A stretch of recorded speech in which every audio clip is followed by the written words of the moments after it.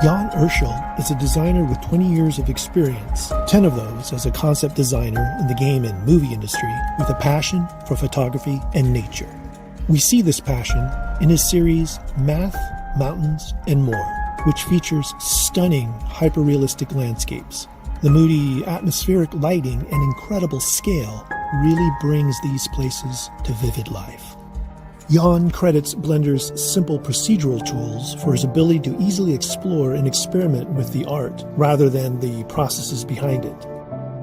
When you look at the series, you'll immediately notice the same reoccurring model in these landscapes. He says that the model is included mainly just for scale.